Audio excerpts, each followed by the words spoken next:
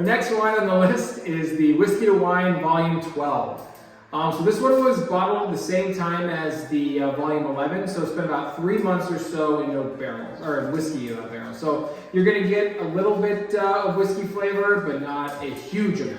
The 13 that comes after this will be a little bit more, and then the 14 and the 15 that we'll do here next will be even more than that. So we're kind of tiering them to go along here for, kind of keep the difference in whiskey levels, kind of varied as we go along.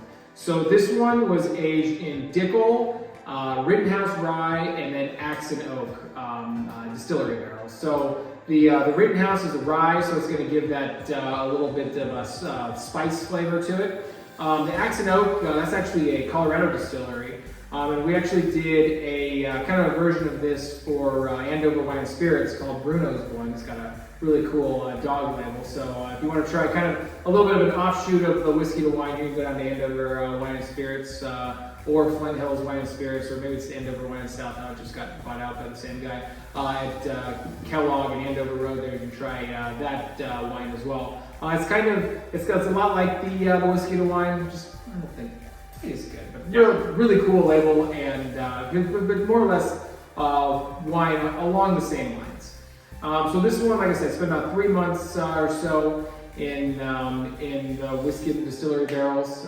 and you guys have ever since we started putting out the Whiskey to Wines, it's been our best seller in our tasting room.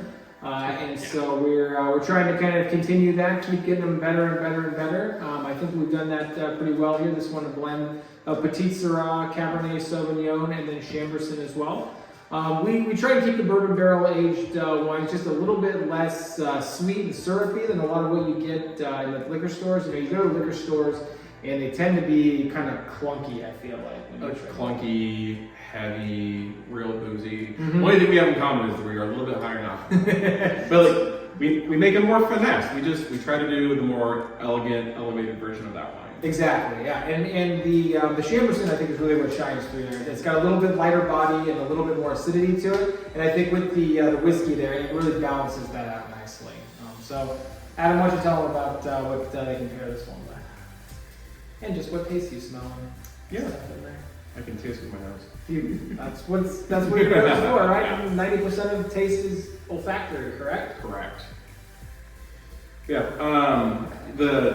The Rittenhouse really comes out. It is that rye barrel, like Jeff said, it's going to add some more spice to it, and it does kind of just jump out of the glass as such, which is really nice. I was going to say, if you liked, I think it was 8, you'll like this one quite a bit too, because that one was all rye barrels.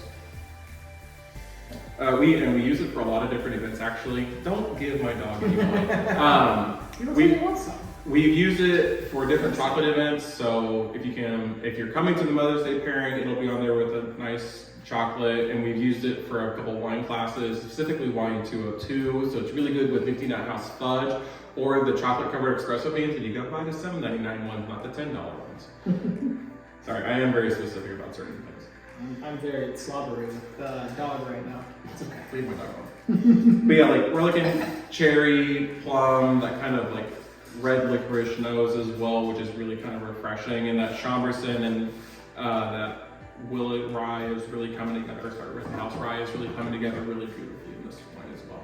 You can do it with steak. I don't have any problem with that. I think it would work out really well. You could also do it with any kind of aged ribeye. I think would work out well too. Put some blue cheese on it, make it real hedonistic for yourself. Really enjoy it. I like a good hedonistic time. Yeah.